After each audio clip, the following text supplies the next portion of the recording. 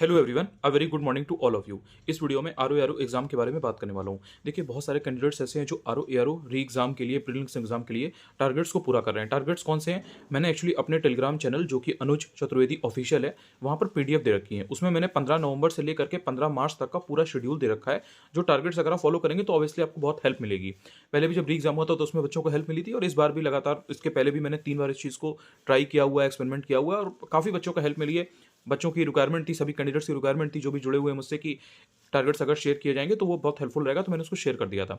तो वो जो पीडीएफ वो बच्चों ने डाउनलोड करके रखी हुई है, वो लगातार उस चीज़ को कर रहे हैं।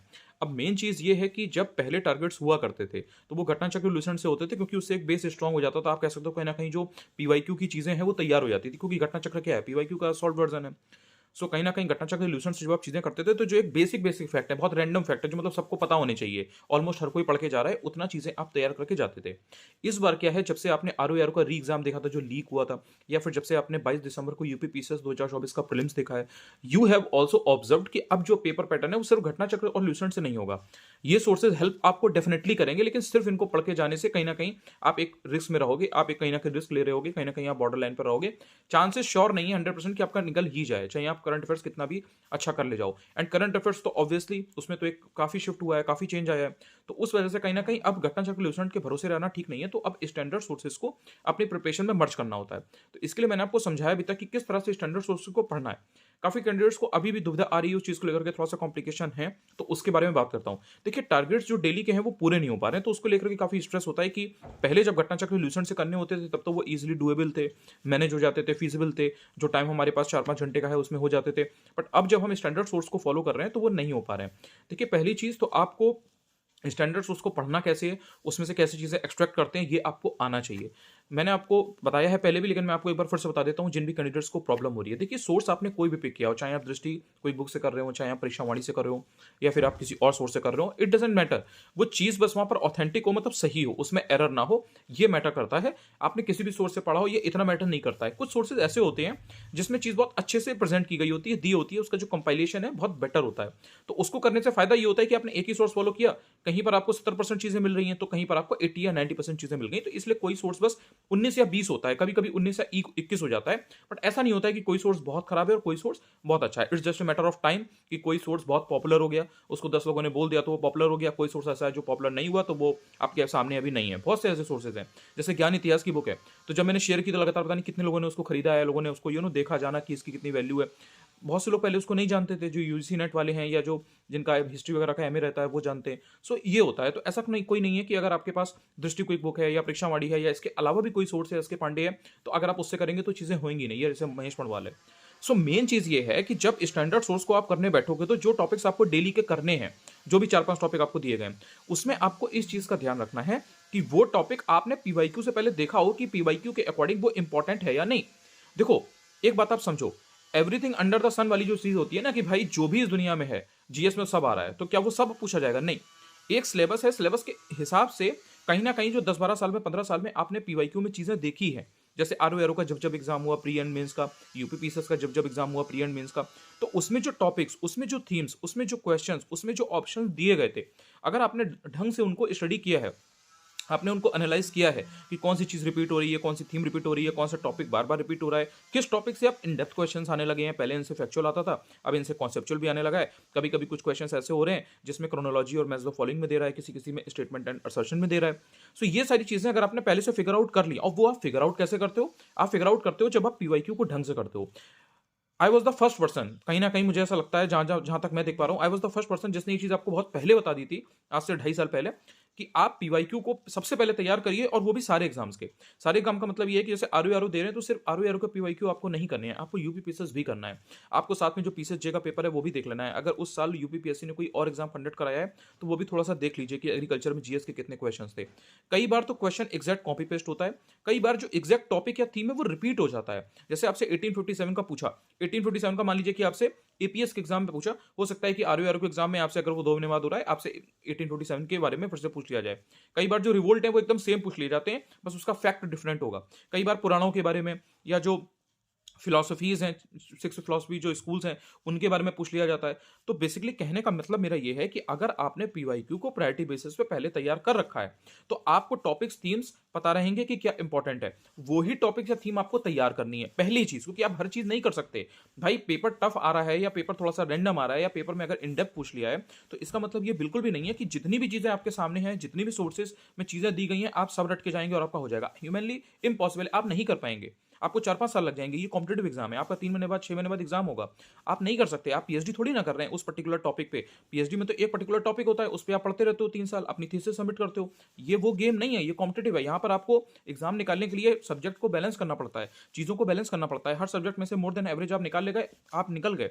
तो इसलिए एक टॉपिक पर पीएचडी नहीं करनी है आपको। आपको ये देखना है कि जो इंपॉर्टेंट टॉपिक्स हैं, जिनसे यूपीपीएससी पूछ रहा है, उन सारे टॉपिक्स को आपको ढंग से पढ़ना है। इसमें कोई फिर शॉर्टकट नहीं है, ये कोई आसान तरीका नहीं है कि अब आप उन जो टॉपिक हैं, उनमें भी आप 2 फैक्ट पढ़ेंगे। हाँ, अगर ये पूछा जा रहा है कि अकबर के बेटे का नाम क्या था, इस टाइप की चीज़ें आ रही हैं, तो एक बार आप फिर भी छोड़ दो। ऑल्दो वो भी छोड़ने वाली चीज़ नहीं है, वो बहुत इंपॉर्टेंट अब हो गया है सब। आपने देखा था कि जो पिछली बार यूपीपीएससी 2023 का पेपर हुआ था, उसमें जो 4 रूलर थे, उनकी बीवियों के नाम पूछ लिए थे, उनकी वाइफ्स के नाम पूछ लिए थे। अलाउद्दीन खिलजी था, उसमें हुमायूं था और भी 2 नाम थे।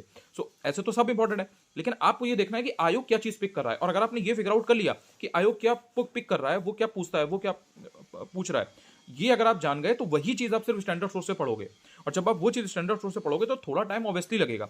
अब इसमें यहीं पे देखो एक चीज़ आती है, अगर आपने सिंसियरली घटनाचक्र और ल्यूसेंट को किया हुआ है, आपने उनको उनको पढ़ते टाइम आपने डेडिकेशन के साथ चीज़ें की थी, तो जब आप स्टैंडर्ड सोर्स को फॉलो करोगे तो आपको बहुत ज़्यादा चीज़ें नई नहीं मिलेंगी। ऑब्वियसली कुछ चीज़ें नई होंगी जो आपको देखने को मिलेंगी, बट हर चीज़ नई नहीं होगी। तो जिन भी लोगों को स्टैंडर्ड सोर्स करते टाइम बहुत टाइम लग रहा है, जैसे अगर घटनाचक्र ल्यूसेंट उनकी 2 घंटे में हो रही थी और स्टैंडर्ड सोर्स करने में उन्हें 8 घंटे लग रहे हैं, तो इसका मतलब ये है कि उन्होंने कहीं ना कहीं घटनाचक्र ल्यूसेंट को अच्छे से नहीं किया था, बेटर वे में नहीं किया था। तो आपको पीवाईक्यू पर पहले अपनी कमांड बनानी है।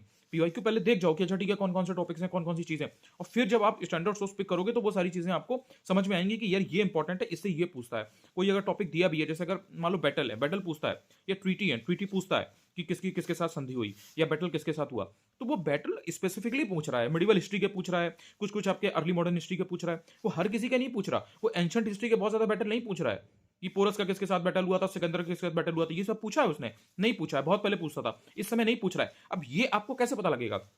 जब आप पीवाईक्यू देखोगे, पीवाईक्यू आप देखोगे तो आप देखोगे हाँ यार, मिडिवल हिस्ट्री के जो बैटल है वो पूछता है, स्पेशली जो रूलर्स हैं who have done something significant, मतलब कुछ ऐसा किया है जिसकी वैल्यू है, कुछ इंपॉर्टेंस है।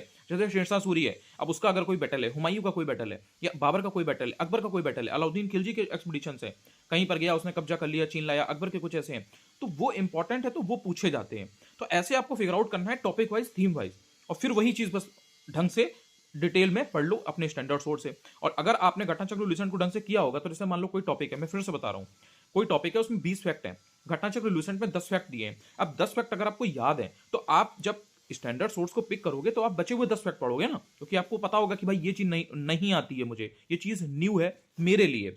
बट अगर आपने घटनाचक्र ल्यूसेंट वाले 10 फैक्ट ढंग से नहीं पढ़े हैं, तो वो आपको जो स्टैंडर्ड सोर्स है ना, वहां 20 फैक्ट दिखेंगे, और वो क्योंकि उस सोर्स में लिखे हैं तो उनकी राइटिंग भी चेंज होगी, मतलब उसका तो जो प्रिंट का फॉर्मेट है वो भी चेंज होगा।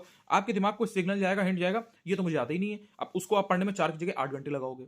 जबकि अगर आपको घटनाचक्र ल्यूसेंट वाली जो बेसिक चीजें हैं, जो एकदम ऐसे फैक्ट है जो ऑलमोस्ट हर किसी को पता है, वो अगर आपको पता होते हैं ना, तो वो टॉपिक इतना टफ नहीं था। आप अपने दिल पर हाथ रख के पूछो, जो भी बेसिक टॉपिक है, जैसे मान लो अकबर है या शाहजहां है या जहांगीर है, या जो गुप्ता पीरियड है, मौर्य पीरियड है, या अगर ज्योग्राफी की बात करो तो मानसून का टॉपिक है, जो बेसिक बेसिक आपकी नदियां हैं, उनके जो पूरा सिस्टम होता है ड्रेनेज का, अगर इसके बारे में आपको बेसिक फैक्ट मालूम है कि भाई कौन सी राइट बैंक से मिलती है, कौन सी लेफ्ट बैंक से मिलती है, किसका कहां से ओरिजिन है, कौन सी कहां पर ड्रेन आउट होती है, कहां पर किसका डेल्टा बन रहा है, महानदी का डेल्टा बन रहा है कि नहीं बन रहा है, गंगा का बनता है, ब्रह्मपुत्र का बनता है कि नहीं बनता है, और नदियां जो है वो ईस्ट वेस्ट में गिरती हैं या फिर आपकी इधर ईस्ट में गिरती हैं, बे ऑफ बंगाल में।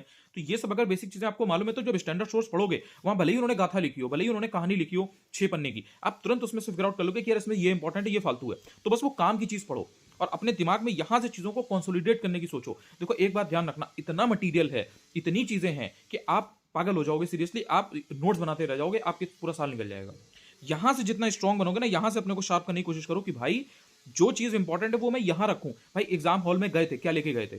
ज्वेलरी तक तो उतरवा ली गई थी, ऐसी कोई भी चीज़ नहीं थी जो आप वहाँ पर ले जा पाओ। सिर्फ आपके पास ओएमआर फिल करने के लिए ब्लैक पेन थे और आपके पास बेसिक चीज़ें थी। कोई ऐसा कुछ नहीं है आपके पास कि आप कुछ अलग से चीज़ें लेके गए थे। कोई कॉपी ले जा पाओगे, कोई नोट्स आप ले जा पाओगे, कोई ऐसी सोर्स है बेहतरीन से बेहतरीन मटेरियल। मैं कह रहा हूँ ऐसा मटेरियल है 3000 रुपये का, जिसमें से अगर आपने पढ़ लिया तो आपके 150 के 150 क्वेश्चन आ जाते हैं, या 140 के 140 आरओ के क्वेश्चन आ जाते हैं, या 60 में 60 हिंदी की गारंटी मिलती है। ठीक है, क्या वो लेके जाओगे? बुकलेट नहीं लेके जाओगे ना, वो कॉपी लेके नहीं जाओगे ना, अपना दिमाग लेके जाओगे। तो यहां से टेढ़े बनो, यहां से। तो इसलिए ये देखो कि भाई जो आयोग पूछ रहा है वो मुझे, अभी तक तो आपको कायदे में टॉपिक्स, थीम्स, ऑप्शंस जो आयोग ने पूछे हैं वो रट जाने चाहिए थे। मतलब अब एकदम सिंसियर होने का समय आ गया भाई, ये मौका नहीं मिलेगा, समझो इस बात को। आपको समझना पड़ेगा कि अब मुझे एकदम मेरे दिमाग में चीजें उतरी हुई हो कि ये इंपॉर्टेंट है, ये इंपॉर्टेंट है, इसमें ये काम का ये छोड़ना होता है। उसको जो पढ़ने का गेम है वो अपने आप में अलग मेहनत है, वो अपने आप में एक मेहनत है कि भाई जो टॉपिक मुझे पता चल गया, जैसे आपको पता चल गया कि विजयनगर एम्पायर बहुत इंपॉर्टेंट है, उसका जो बहमनी किंगडम के साथ में पूरा जो रहा है, लड़ाई झगड़ा रहा है, चीजें नहीं है, वो इंपॉर्टेंट है। या जैसे जो पोर्टुगीज थे और जो पुर्तगाली आए, जो अंग्रेज आए, उनकी जो ईस्ट इंडिया कंपनी बनी, कहां पर किसने बनाई, कहां पर किसका कारखाना लगा, कहां पर किसकी फैक्ट बनी, कहां पर क्या चीजें चेंज हुई, जो डिफरेंट डिफरेंट एक्ट्स आते हैं तो उनमें क्या प्रोविजंस थे। तो ये सब जो चीजें हैं ये आपको पता होंगी तब इनके अंदर का पढ़ोगे ना, वरना तो आपको किताब में 50 चीजें दिखेंगी। एक्चुअल में सोर्स में बहुत चीजें हैं, एक एक टॉपिक के 1000 फैक्ट होंगे, 500 फैक्ट होंगे, 200 फैक्ट होंगे। छोटा सा टॉपिक भी होगा ना, उसमें 50 फैक्ट दिए होंगे, तो वो 50 एग्जाम में नहीं आएंगे ना। मतलब सोचो, एक आयोग पूछ सकता है क्या भाई 140 क्वेश्चन ही तो बनाने हैं, लेकिन जो उसमें इंपॉर्टेंट होगा वो पूछेगा, जो उसमें इंपॉर्टेंट होगा वो पूछेगा। जैसे जस्टिस पार्टी है तो जस्टिस पार्टी के जो इंपॉर्टेंट फैक्ट है वो देख लो। इंडियन नेशनल कांग्रेस है उसके मेन फैक्ट देख लो, जो सेशंस हैं इंडियन नेशनल कांग्रेस के, उसमें मेन मेन सेशन देख लो यार, कि जिसमें कुछ सिग्निफिकेंट हुआ था। जैसे 1929 में कुछ सिग्निफिकेंट हुआ है, वो इंपॉर्टेंट है भाई। 1931 में कुछ इंपॉर्टेंट हुआ है तो वो इंपॉर्टेंट है, उसको पढ़ना है आपको। 1905 हो गया, 1906 हो गया, थोड़े इंपॉर्टेंट है, इनको देखना है। 1916 लखनऊ पैक्ट है, जिसको आप कांग्रेस लीग का समझौता, भाई वो कितनी इंपॉर्टेंट चीज है और किसने कराया था वो भी बहुत इंपॉर्टेंट चीज है, तो उनके बारे में भी थोड़ा देखोगे कि भाई इनकी वजह से ये चीजें हो पाई। एनी बेसेंट थी, उन्हीं की वजह से कहीं ना कहीं जो कांग्रेस और लीग का जो समझौता है कहीं ना कहीं वो थोड़ा सा इनिशिएट हो पाया था, वहां पर एक बैठ पाए थे एक टेबल पे। तो अब एनिवेसेंट के बारे में पढ़ोगे भाई, कोई कोई इंसान, एक इंसान है वो 3-3 4-4 मैगजीन का संपादक है, एडिटर है। कोई व्यक्ति है उसने 2-2 3-3 4-4 ऑर्गेनाइजेशंस को बनाया है, संस्थाओं को बनाया है। कोई ऐसा व्यक्ति जिसने अपनी लाइफ के 30 साल डेडिकेट कर दिया हमारे को स्वतंत्रता दिलाने के लिए, गांधी जी, सरदार वल्लभ भाई पटेल, नेहरू, तो भाई उनके बारे में पूछेगा ना। तो ऐसे आपको दिमाग अपना दौड़ाना है, दिमाग लगाना पड़ता है यहां से। मतलब ऐसे नहीं होता ना भाई कि एकदम से बस आप जाओगे पेपर में आपको सारे वो क्वेश्चन पढ़े मिल जाएंगे। भाई ये वो इंटरनल एग्जाम नहीं है ना, ये आपका ग्रेजुएशन और वो जो पीजी के एग्जाम, यूनिवर्सिटी एग्जाम्स होते हैं वो है, ये वो गेम नहीं है। इसीलिए तो टफ है ये। यहाँ क्यों कंपटीशन है? कंपटीशन है ये, तो आपको फिगर आउट करना पड़ेगा कि आपको बहुत ही स्ट्रेटेजिकली चलना पड़ेगा। और जब आप ये चीज करोगे तो आप देखोगे आपके टारगेट्स पूरे हो पा रहे हैं। और फिर भी अगर मान लो किसी दिन 8 टॉपिक हैं, 8 में से अगर 6 टॉपिक हो सकते हैं ना, तो अगर आप कर ले जाते हो 6 टॉपिक, तो अपनी पीठ थपथपा लेना, बढ़िया काम किया है आपने, बाकी लोग उतना नहीं कर पा रहे हैं। इस बात को समझो, मेरे पास डेटा है, उस बेसिस पे बता रहा हूं, ऐसा हवा में नहीं कह रहा। तो अगर 5 टॉपिक दिए हैं, आपने 3 कर लिए हैं, तो चैन से सो। लेकिन ध्यान रखो कि 2 टॉपिक जो नहीं किए उसको कैसे पुश करना है। हर दिन थोड़ा बेटर होने की सोचो कि भाई आज मैंने 2 घंटे पढ़ा तो कल 2.5 घंटे करने की कोशिश करते हैं, आज 3 घंटे करा तो कल को 4 घंटे करने की कोशिश करते हैं। अगर ये सोचोगे एक दिन में 6 घंटे कर ले, भाई नहीं हो पाएगा। अगर तुम 1 घंटे भी अभी शुरू में नहीं कर पा रहे हो तो एकदम से 6 घंटे प्लान करोगे, नहीं हो पाएगा। वो चीज़ ऐसे काम नहीं करती हैं। तो धीरे धीरे अपनी जो आदतें हैं, धीरे धीरे जो अपना पढ़ने का तरीका है, धीरे धीरे जो एक्चुअल में चीज है कि कैसे पढ़ते हैं चीजें, कैसे याद रखते हैं, सारा गेम तो इस चीज का है ना। आपने पढ़ बहुत कुछ लिया, आपको ऐसा मटेरियल मिल गया जिसमें सब आता है, आपको मिल गया, भाई उसको रिटेन कैसे करोगे, एग्जाम में रिप्रोड्यूस कैसे करोगे। अगर क्वेश्चन आ गया तो आप वहां सही करके आते हो। भाई अगर कोई ऐसी चीज होती, कोई ऐसा जादू होता, कोई ऐसा चमत्कार होता कि भाई ये किताब है इसमें सब आता है, तो भाई हर इंसान वो ले लेता। भाई 2-3-4 हजार 5 हजार 6 हजार 8 हजार, कुछ ऐसा नहीं है कि इंसान ले नहीं पाएगा। भाई इंसान कहीं ना कहीं से मैनेज करके दे देगा, कर देगा, एक बार को कर देगा। उसको पता होगा अगर कि इसी किताब से सब आता है तो भाई रट लेगा ना वो। तो रट लेता तो सबका हो जाता, तो फिर सारे लोग बने बैठे होते, भाई सचिवालय में भी होते, पीसेस भी होते, सब लोग। ऐसा नहीं होता ना भाई। वो जो चीजें आपको बुक में दिख रही हैं, 450 पन्ने की किताब है, 600 पन्ने की किताब है, उसमें इतनी मोटी किताब में हजारों हजारों फैक्ट दिए हैं, उनको कैसे रिटेन करोगे आप? तो अगर आप सब पढ़कर जाओगे फिर आपको उतना डाउट होगा। आपने एग्जाम के एक दिन पहले 100 बैटल है, मान लो टोटल 100 बैटल हैं, दिखा सकता हूं मैं आपको कि देखो 100 बैटल हुए एंशिएंट हिस्ट्री, मिडिवल हिस्ट्री और पूरा मॉडर्न हिस्ट्री में। अब 100 के 100 बैटल आपने एग्जाम के एक दिन पहले पढ़ लिए और आपने उसको पहले कभी 10-12 बार 15 बार पढ़ा नहीं है, उसमें से फिल्टर कभी किया नहीं कि भाई कौन से बैटल इंपॉर्टेंट है। 100 बैटल एग्जाम के एक दिन पहले पढ़ोगे तो कंफ्यूजन तो हो गई ना।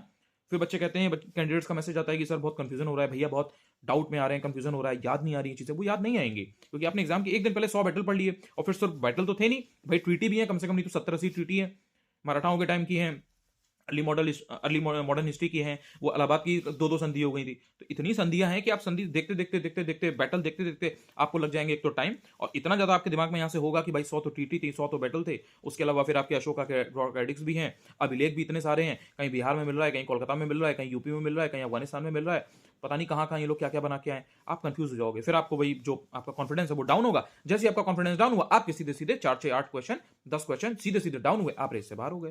तो जब आप जो आपकी जो साधन है, जो रिसोर्सेज हैं आपके, जब आपने वही गलत पिक किए, जब आपकी स्ट्रेटजी ही गलत है, तो आप सही दिशा में कैसे जा रहे हो? आपका जब डायरेक्शन गलत है तो आप सही मंजिल पे कैसे पहुंचोगे? तो इस चीज को अभी फिगर आउट कर लोगे ना, तो बाद में बहुत आसानी होगी। काफी लोगों को ये वीडियो बेकार लगे, उनको लगेगा ज्ञान दे रहे हैं, भाई ज्ञान नहीं दे रहे, ये ज्ञान काम का है। जिसको पता है वो वैल्यू करता है, उसको इंप्लीमेंट करता है, वो निकल रहा है, चीजें वो कर रहा है, और वो आज भी बहुत सेफ साइड में बैठा हुआ है। अगर आज की तारीख में 10 दिन बाद एग्जाम ले लिया जाए ना, तो वो बना देंगे 120 नंबर, और बाकी लोग नहीं बना पाएंगे। तो जिसको ज्ञान लगता है और जो हल्के में लेता है इन चीजों को, वो कहीं ना कहीं चूक जाता है। जो इस चीज को सिंसियरली ले रहे हैं, वो लगे हुए हैं, और कहीं ना कहीं उनको रिजल्ट भी मिल रहा है। और इसी कन्विक्शन के साथ मैं ये चीज इसलिए शेयर भी कर पाता हूँ। और मैं ये वीडियो भी उन्हीं लोगों के लिए बना रहा हूँ जिनको भी चीजें हेल्प करती हैं, जिनको सिर्फ आकर के इक्का दुक्का लोगों को ऐसे फालतू में कमेंट करने होते हैं, भाई I don't give a dam, मैं तुम्हारे लिए वीडियो नहीं बनाता। मैं उन लोगों के लिए वीडियो बनाता हूँ जिनको एक्चुअल में जरूरत है, जो मेहनत से पढ़ाई कर रहे हैं और इधर उधर से मिसगाइडेड है, 10 जगह से भटक चुके हैं, और मेरी चीजें काम करती हैं, वही चीजें बताता हूँ। मैं कोई भी ऐसी चीज नहीं बताता जो एक्चुअल में काम नहीं करती हैं। और इसीलिए जब इंसान को फायदा होता है तो वो जुड़ता भी है, चैनल को सब्सक्राइब भी करता है, क्योंकि उसको पता है कि हाँ, इनसे हमें कायदे की चीज जानने को मिलेगी। Thank you so much. Telegram channel join कर लेना, अनुज चतुर्वेदी ऑफिशियल है, सर्च करोगे मिल जाएगा। वहां पर मैं इंपॉर्टेंट पिक्स भेजता रहता हूँ, 2-5 मिनट में पढ़ लो उसको। पढ़ लोगे, अगर ऐसी चलते फिरते पढ़ लोगे ना, तो कहीं ना कहीं इधर उधर 2-5-10 मिनट जो आप लगाते हो, उससे बेहतर है कि वो 2-4-10 मिनट में उसको पढ़ लो सेव करके, ठीक है। वो ऐसी चीज है कि आपने ऐसे हल्के फुल्के में चलते फिरते पढ़ी होगी, एग्जाम में क्वेश्चन क्लिक कर जाएगा कि आपने उसको पढ़ा था और वो एकदम से काम आ गया। तो हमेशा लर्निंग के जोन में रहना पड़ेगा। देखो, अगर ऐसे रहोगे कि एकदम होता नहीं है कि फोर्स्ड पढ़ाई करोगे, कि 2-3 घंटे मजबूरी में बैठ रहे हैं, प्रेशर में बैठ रहे हैं, सर पर बहुत तनाव है, टेंशन हो रही है, एंजाइटी हो रही है, उसमें पढ़ाई करोगे, रिजल्ट नहीं आएगा। मैं बहुत पहले बता दे रहा हूँ। इसलिए उस चीज को कंट्रोल करो, मैनेज करो। प्रॉब्लम सबके साथ होती है भाई, प्रॉब्लम ऐसा नहीं है किसी के साथ नहीं है। मैं समझता हूँ चीजों को, उनके साथ मेरी सिंपैथी है, एम्पैथी है, सब कुछ है। लेकिन आपको समझना पड़ेगा कि आपको कॉन्शियस रहना पड़ेगा, पूरे दिन पढ़ाई के मोड में रहना पड़ेगा। जहां से कोई काम की चीज मिले, थोड़ा बहुत देख लो, पढ़ते रहोगे, हेल्प मिलेगी। ऐसे ही इन्फॉर्मेटिव वीडियोस के लिए, काम के वीडियोस के लिए चैनल को अभी आप सब्सक्राइब कर सकते हैं। Thank you so much. मुझे भी अच्छा लगेगा कि हाँ, चीजें आपके काम आ रही हैं।